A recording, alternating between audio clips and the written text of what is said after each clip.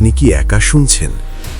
এই গল্পটা শুরু করার আগে একটা কথা জেনে রাখুন, সব জল নিরাপদ না।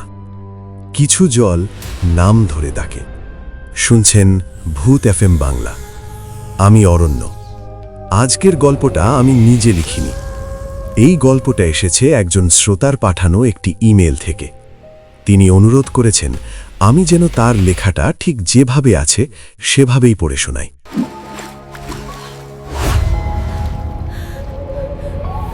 ইয়াসিন মণ্ডলের বাড়ির অবস্থানটি বেশ চমৎকার। পূর্বে চৌধুরীদের বাগান, পশ্চিমে ঘন বাঁশঝাড়, আর দক্ষিণে আড়ে বহরে ছড়িয়ে থাকা বিরাট চাষের জমি। কিন্তু এত সব চোখ জুড়ানো দৃশ্যের মাঝেও সবার নজর পড়ে যায় উত্তরের দিকে, সেই বিলটার দিকে, ময়মন বিল। ভরন্ত জলাধার, আষাঢ় মাসের প্রথম ভাগ হোক বা কার্তিকের জাড়, এই বিলের সামনে দাঁড়ালে মানুষের গা ছমছম করে ওঠে। কালচে সবুজ জল, পূব আর পশ্চিম পাড় বোঝা গেলেও বিলের মাথা, এক মাথা থেকে আরেক মাথা দেখা যায় না।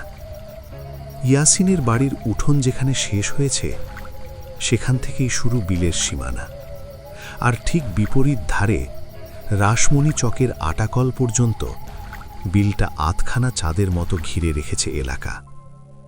দুপুরবেলা সূর্য সোনালি হলেও ময়মন বিলের জলের রং বদলায় না। মাঝে মাঝে ঢেউয়ের বুকে আলো চকচক করে ওঠে, খোলা অস্ত্রের মতো। পাড়ের কাছে জল খলবল করে, দুপাশে ঝোপঝাড়, পাতা থেকে পাতায় ঝুলে থাকা মাকড়সার জাল কখনো জল ছয়, কখনো হাওয়ায় ভেসে থাকে। বিলের জল স্বচ্ছ, পাক আছে, কিন্তু অনেক গভীরে। তবু ইয়াসিন মণ্ডল তার ৩৫ বছরের জীবনে কাউকে কখনো এই বিলে নামতে দেখেনি। স্নান তো দূরের কথা, একটা পুঁটি মাছও কেউ ধরেনি এখান থেকে।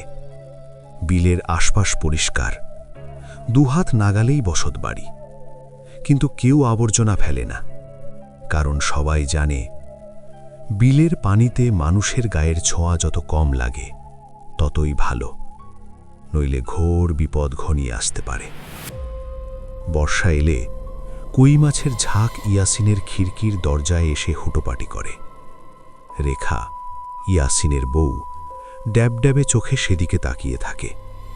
তার ছুঁচলো মুখটা খুলে কার উদ্দেশ্যে যে সে গালিগালাজ করে কেউ জানে না। মাছগুলো যেমন হঠাৎ আসে তেমনি হঠাৎ চলে যায়। আজ রেখা অনেকক্ষণ ধরে হাঁড়ি পাতিল নিয়ে পড়ে আছে। ইয়াসিনের ফুফাতো বোন আসমানি বর্ধমান থেকে এসে কাজের চাপ বাড়িয়ে দিয়েছে। ফুফু ফুপা হজে যাবার পর থেকে আসমানি এই বাড়িতেই আছে। একসময় ইয়াসিনের আব্বা বেঁচে থাকতে আসমানিকেই ছেলের জন্য পছন্দ করেছিলেন, কিন্তু ওয়ালিদের অসময়ে ইন্তেকাল সব হিসেব পাল্টে দেয়।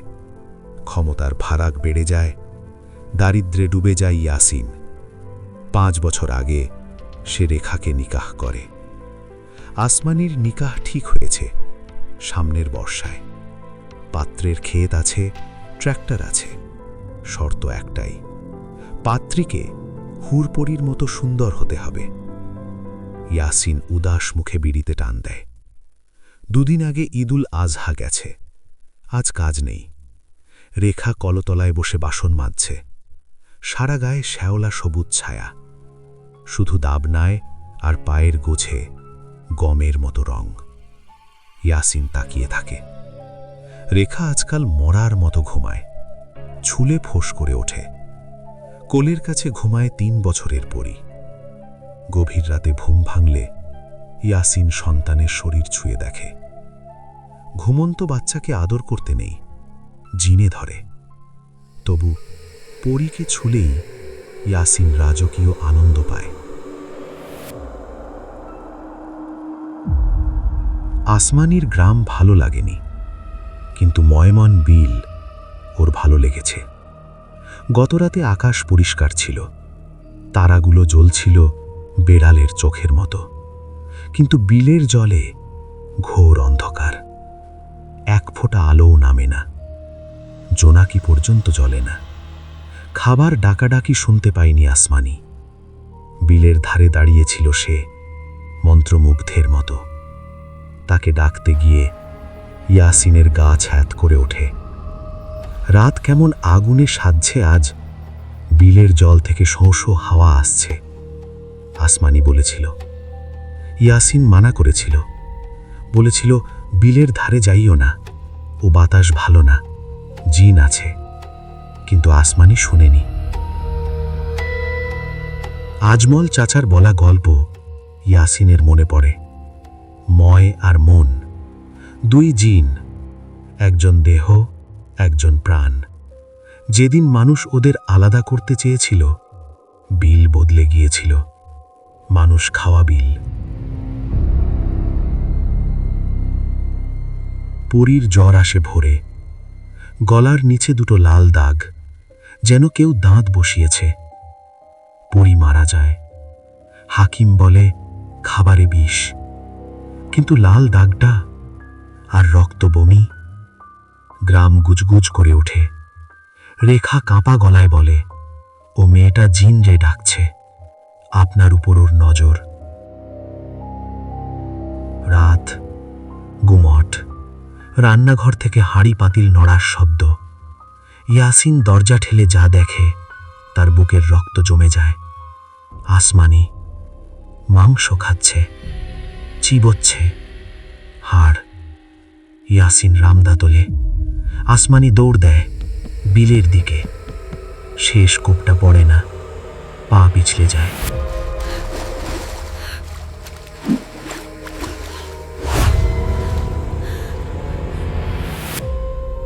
ঠিক তখনই ময়মন বিলটা নড়ে ওঠে। জল আর জল থাকে না, হাত হয়ে যায়। টান, একটা দীর্ঘ ঠান্ডা টান। আর এক মুহূর্তেই ইয়াসিনকে বিল গিলে নেয়। জলের নিচে অন্ধকার ঘন নয়, বরং ভীষণ পরিষ্কার। এক তিনকোনা আগুন ধীরে ধীরে পথ দেখায়। ইয়াসিন নামে, নামে আর নামে। আর তখনই সে দেখে বিলের গভীরে শুয়ে আছে একটা কিশোরের দেহ। চুলে শ্যাওলা, চোখ খোলা, গলায় মাদুলি। মাদুলি গায়ে খোদাই করা নাম ইয়াসিন মণ্ডল। ঠিক তখনই ইয়াসিন বোঝে, এই বিল ভবিষ্যৎ নেয় না, এই বিল শেষটা নেয়। জিন যার শরীর নেয়, তার দেহ মেরে ফেলে না, বছরের পর বছর বিলের নিচে লুকিয়ে রাখে। কারণ নতুন কাউকে ডাকতে একটা পুরনো মুখ দরকার হয়। আজও শীতের রাতে কেউ যদি বলে, চলো বিলটা পেরিয়ে আসি, জেনে রাখবেন ওটা আমন্ত্রণ না, ওটা তালিকা। কিছু জায়গা মানুষের জন্য না, আর কিছু ডাক শোনা মাত্রই ফিরে আসার অধিকার শেষ হয়ে যায়। বিল পেরোলেই শেষ।